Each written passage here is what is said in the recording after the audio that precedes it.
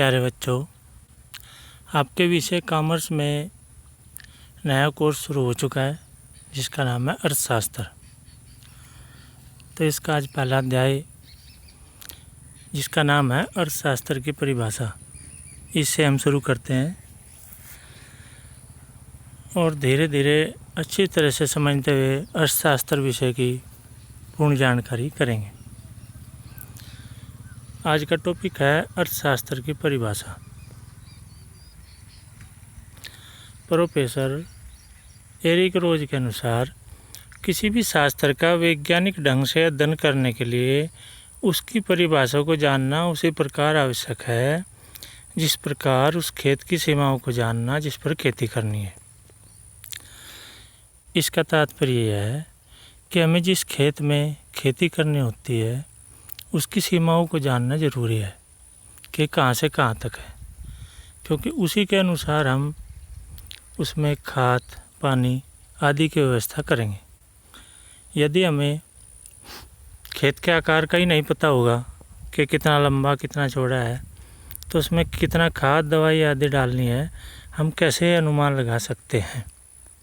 उसी प्रकार किसी भी शास्त्र का वैज्ञानिक ढंग से अध्ययन करने के लिए उसकी परिभाषा को जानना उतना ही ज़रूरी है। जब तक उसकी परिभाषा की हमको जानकारी नहीं होगी उसका हम वैज्ञानिक ढंग से अध्ययन नहीं कर सकते। किसी भी शास्त्र का अध्ययन उसकी परिभाषा से ही प्रारंभ होता है। परिभाषा ही उस विषय की प्रकृति, क्षेत्र, विषय वस्तु को स्पष्ट करता है। अर्थात किसी भी विषय की परिभाषा से ही उसका अध्ययन शुरू होता है और परिभाषा से ही उसकी विषय की प्रकृति क्या है, उसका क्षेत्र क्या है और उसकी विषय वस्तु क्या है, इन सब की जानकारी प्राप्त होती है। इस अध्याय में हम यह जानने का प्रयत्न करेंगे कि अर्थशास्त्र क्या है और विभिन्न अर्थशास्त्रियों ने इसे किस प्रकार अपनी अपनी परिभाषाओं में बांधा है। मतलब यह है कि अर्थशास्त्र की परिभाषा क्या है, किन किन अलग अलग विद्वानों ने इसे क्या परिभाषा दी है, उन सब का अध्ययन हम इस अध्याय में करेंगे। पहले हम पढ़ेंगे अर्थशास्त्र का परिचय। तो आज के टॉपिक में हम अर्थशास्त्र का परिचय, अर्थशास्त्र क्या है, इंट्रोडक्शन ऑफ इकोनॉमिक्स। अर्थशास्त्र को अंग्रेजी में बोलते हैं इकोनॉमिक्स। हम दैनिक जीवन में देखते हैं कि प्रत्येक मनुष्य, चाहे वो स्त्री हो या पुरुष हो, किसी न किसी कार्य में व्यस्त है, बिजी है। दिन निकलते ही किसान अपनी खेत में चला जाता है, खेत का कार्य करता है। शाम तक वह अपने कृषि कार्य में ही लगा रहता है। बढ़ी जो होता है, जो लकड़ी का काम करता है, वह लकड़ी से अनेक प्रकार का फर्नीचर तैयार करता है। वह भी सुबह से शाम तक अपने कार्य में लगा रहता है। उसी प्रकार दर्जी जो कपड़े सिलने का कार्य करता है, वह भी रात दिन कपड़ों की सिलाई करता रहता है। दुकानदार कोई होगा, वह सुबह से लेकर शाम तक ग्राहकों को वस्तुएं बेचता है। कोई रिक्शा चालक होगा, वह सुबह से रात तक रिक्शा चलाता है। कोई कुम्हार होगा जो मिट्टी के बर्तन बनाता है, वो मिट्टी से बर्तन बनाता रहेगा। जो लोहार होगा वो लोहे से अन्य वस्तु बनाता है। कारखानों और कार्यालयों में अनेक कर्मचारी कार्य करते हुए दिखाई पड़ते हैं। डॉक्टर रात दिन मरीजों की सेवा में लगा रहता है। अध्यापक स्कूल में विद्यार्थियों को पढ़ाते हैं। अभिनेता अभिनय का कार्य करते हैं। अभिनेता बोलते हैं फिल्मी हीरो, अभिनय बोलते हैं एक्टिंग। तो अभिनेता अपनी अभिनय का कार्य करते हैं, यानी फिल्मी हीरो अपनी एक्टिंग का कार्य करते रहते हैं। प्रत्येक व्यक्ति कोई न कोई काम धंधा करता रहता है। तो अब सवाल यह है कि मनुष्य ये सब कार्य क्यों करता है। यदि हम इस पर विचार करें तो इसका एक सरल सा उत्तर है धन कमाना।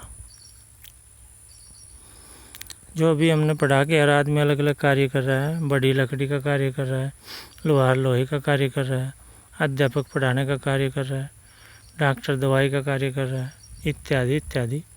सभी आदमी कार्य क्यों कर रही हैं, तो इसका आंसर है धन कमाने के लिए। अतः धन कमाने के उद्देश्य से ही मनुष्य अनेकों क्रियाएं करते हैं। अब ये धन क्यों कमाता है, दूसरा सवाल ये है। हर इंसान को इस संसार में जीवित रहने के लिए कुछ आवश्यकताओं की पूर्ति करनी होती है, जिनमें से मुख्य आवश्यकताएं होती हैं रोटी, कपड़ा और मकान। मनुष्य को जीवित रहने के लिए भोजन करना होगा, पहनने के लिए वस्त्र चाहिए और रहने के लिए घर चाहिए। ये मुख्य आवश्यकताएं हैं। उसके बाद की आवश्यकताएं हैं मनोरंजन आदि की आवश्यकताएं, स्वास्थ्य संबंधी आवश्यकताएं आदि आदि। अब सवाल यह था कि आखिर धन क्यों कमाया जाता है। प्रत्येक व्यक्ति को अपने परिवार का जीवन निर्वाह करने के लिए कुछ आवश्यकताओं को पूरा करना होता है। ये आवश्यकताएं कौन कौन सी हैं? रोटी, कपड़ा और मकान सभी व्यक्तियों के लिए आवश्यक है। पेट भरने के लिए पर्याप्त भोजन, शरीर ढकने के लिए कपड़ा, रहने के लिए छोटा सा मकान, ये सभी आवश्यकताएं अति आवश्यक होती हैं। इसके अतिरिक्त स्वास्थ्य बनाए रखने के लिए खेल कूद का सामान, मनोरंजन के साधन जैसे सिनेमा, टेलीविज़न इत्यादि। इस प्रकार न जाने कितनी प्रकार की विभिन्न वस्तुओं की आवश्यकता हम सभी को अनुभव होती है।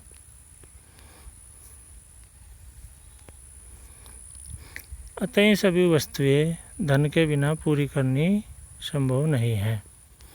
धन के द्वारा मनुष्य अपनी आवश्यकताएं पूरी करता है। यदि धन न हो तो उसकी सब या अधिकांश आवश्यकताएं पूरी नहीं हो पाएंगी।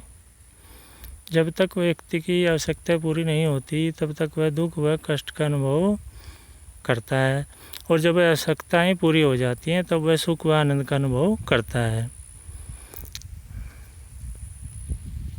अतः आवश्यकताओं पूरी करने के लिए धन चाहिए और धन कमाने के लिए विभिन्न क्रियाएं करनी पड़ती हैं।